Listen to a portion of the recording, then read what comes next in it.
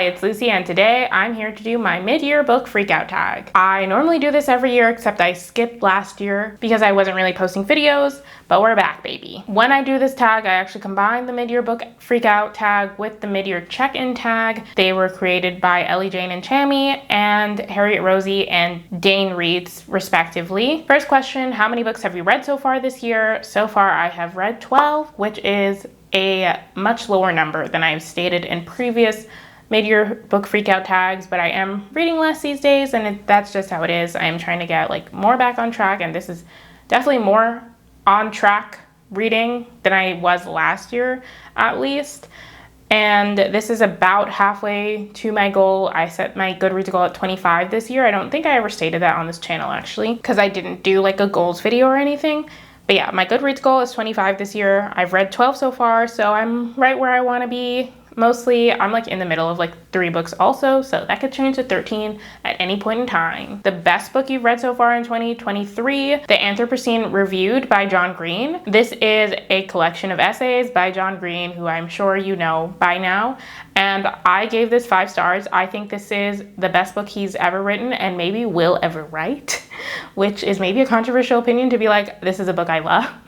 And I don't think it can get any better, not even from this author. It's a collection of essays where John Green just kind of does some musings on life and his surroundings, and it almost made me like sports, which is a very high bar. I think this is a really good lane for him, actually. These memoir, or not memoir exactly, it's a little bit memoir because it has tellings from his life. This is a really good lane for him because, that's why I think the Vlogbrothers are popular, because they have interesting takes on life sometimes, and they put it in a way that is very consumable. And so this was kind of his videos a little bit in essay form, now that I'm thinking about it. But yeah, this is definitely his lane. I feel if you've read most of his or all of his YA fiction, a common complaint is how pretentious it is, and it really works much better in my opinion when it's actually coming from his voice and he's not feeding it through a character. So yeah, if you've disliked John Green's books before, I still recommend this book. And yeah, I think it was the best book I've read so far this year, and it might be the best book I read all year. We'll see. The best sequel you've read so far in 2023. So I've only read 2 sequels so far this year, and they were both in the same series. The 2 sequels I read this year were The Box in the Woods and 9 Liars by Maureen Johnson, and they're the 4th and 5th book in the Truly Devious series. And of those 2 books, I liked The Box in the Woods better. I feel that's going to be the best book in the series for me. I am going to continue on after 9 Liars because it seems that's going to be another, at least 2 more books. So I'm looking forward to reading those because I find these mysteries engaging. But The Box in the Woods had a good amalgamation of a good mystery. It's technically a one-shot with a standalone mystery in there. The Truly Devious series follows Stevie Bell, who ends up going to a sort of specialized school where kids go to study whatever craft they're really interested and good at. So Stevie's thing is solving mysteries, and the school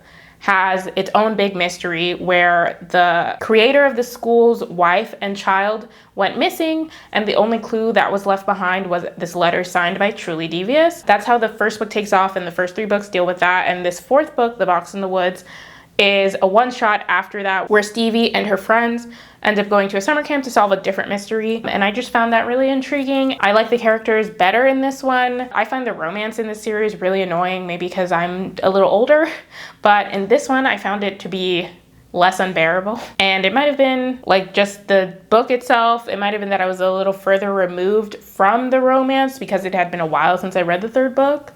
I'm not sure.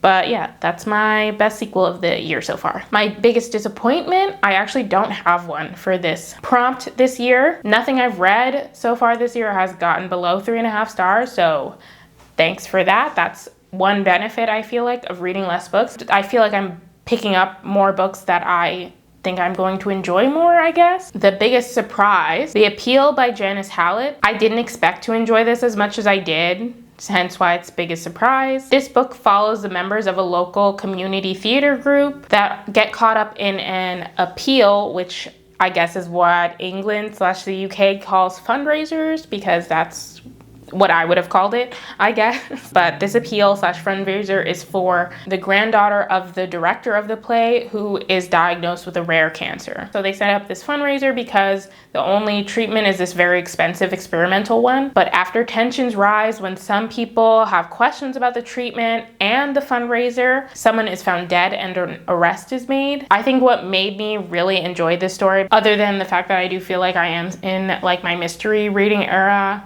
because I've just been really into reading mysteries, but this specifically is told in various documents consisting of emails, letters, and messages between all these various people within the theater group, and the entire story is framed in that these documents are sent to 2 lawyers who are assigned to try and figure out if the case was actually solved, basically, and if the person who was arrested was the right person to be arrested, and figure out kind of also who dies, because we don't know that in the beginning. It was also like kind of like a mystery kind of thing for me, the reader, as well, because I felt like I was right along those lawyers trying to figure out who did it, and I didn't figure it out, but I'm also not very good at that, but I just like the idea of it. It kind of reminded me a little bit of like Encyclopedia Brown, or like I feel like when I was younger I read a lot of kids books where there was like a mystery and then the answers in the back kind of thing, so it felt like that a little bit. New release you haven't read yet but want to. So I haven't really been keeping up with new releases this year, or really I didn't keep up with them last year either,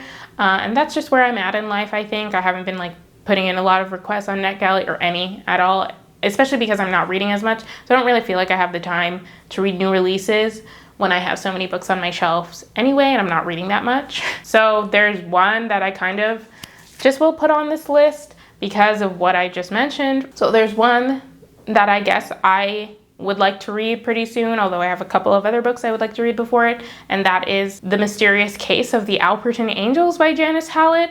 Like I just mentioned, I really enjoyed The Appeal by Janice Hallett. That was her first book, and she's so far released, I believe, 2 more, including this one, and a novella. And I would like to read all her books because it appears to me that they're all in that similar document format with the lawyer or someone else trying to figure out what happened. And so, yeah, I just really enjoyed the formatting of her mysteries.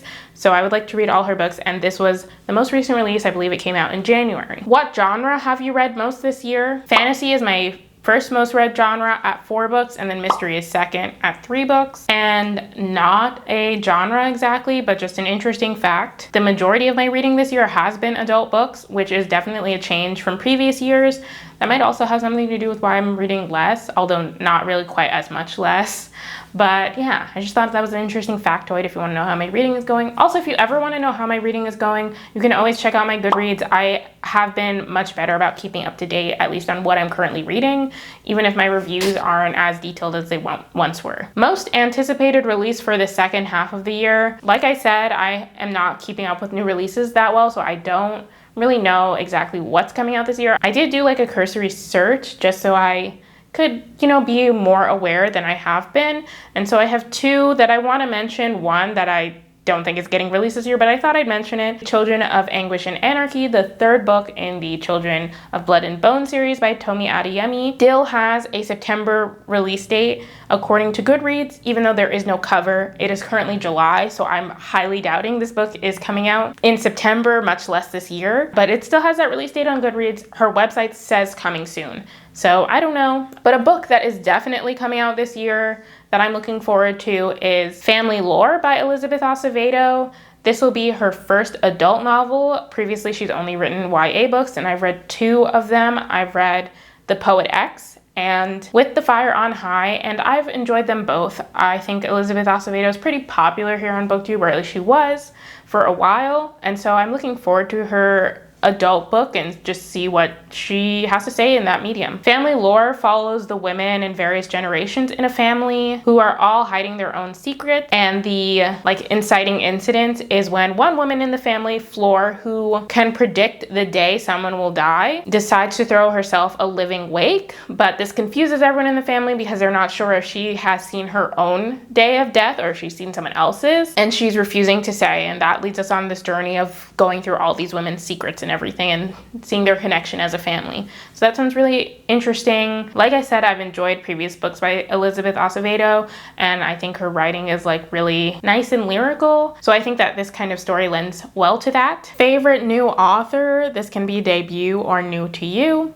I've picked a new to me author, and that is P. Jelly Clark. I read The Black God's Drums this year, and I definitely meshed well with his writing style and his world building, and I'm looking forward to reading more of his books. I actually wish he would write more in the world of The Black God's Drums because I thought that was really interesting and intriguing. Yeah, I'd just like to see more of it. Basically, it's kind of an alternate history, and in this story, New Orleans is kind of a sovereign place, and there are some people, including our main character, who have like the voice or like the spirit, I guess, of the Orisha, which are gods inside of them, and they can hear them and have them guide them and such, and they can do extra special things sometimes. A book that made you cry: Goodbye Again, Essays, Reflections, and Illustrations by Johnny Sun. This didn't necessarily make me cry, but it does have like an overall melancholy feel. This is a collection of essays by Johnny Sun where he reflects on his struggles with feeling productive, his difficulties with anxiety and depression, and his relationship with his family and friends,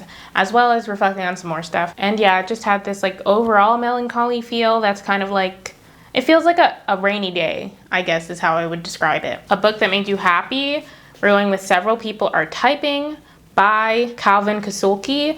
This is definitely one of the weirdest books I've maybe ever read. Definitely the weirdest book that I've read so far this year. I wouldn't describe this as a necessarily happy book, but I definitely laughed out loud at several parts, and so that's the part that made me happy, that I thought it was so funny. This is a book told in Slack messages, which is what originally intrigued me, and we follow Gerald, a mid-level employee at a public relations firm who somehow manages to upload himself into Slack. And so it follows him trying to, I guess, do his job while he's uploaded into Slack, and also communicate with people and try to figure out how to get out of Slack. And it's just really funny, really, really weird, and I enjoyed it. Most beautiful book you've bought or received so far this year: Tress of the Emerald Sea by Brandon Sanderson. Okay, so if you've been on my channel for a while, you know that I'm not a Sanderson head. Really, I just got a little overzealous with the Kickstarter last year, and so I bought like the physical copy Kickstarter. And do I regret it? No. Have I read this? No, because my boyfriend is a Brandon Sanderson head, and he told me that I should finish the Mistborn series before I read this. So I'm gonna do that before I read it. But in the meantime, it looks really, really pretty. And I also did a YouTube short where if you want to see the inside of the book and the other stuff that came in the box, I'll leave it linked down below. My favorite video that I've done so far this year, I will go with my recent video where I go through some bookstores that I visited in New York City, take you all along, show you the shelves, displays, and everything, and show you what I ended up getting in some of the bookstores, and hopefully showing you some new bookstores you might not have heard of if you're not from New York, or even if you are from New York, and showing you places that you can visit. And yeah, I just enjoyed it. I enjoyed putting the video together and cutting all the clips together and choosing the music and stuff, and I just had a nice time. So if you haven't seen it already, it is linked down below in the cards. And the final question is, what book do you need to read by the end of the year? And honestly, I'm not picking one specifically because I'm still in my not reading as much era, my reading slump, as some people might say. I don't know if it's a slump. I'm in my not reading as much era. I like that better. So I will just say all of them. I would like to read as many books as I can by the end of the year. I don't want to read anything specifically. And that is the end of this video. Thank you so much for watching. If you like this video, you might like this video where I go through all the series that I'm currently reading. Subscribe to my channel if you haven't already. Thank you so much for watching. I'll see you in my next video. Bye!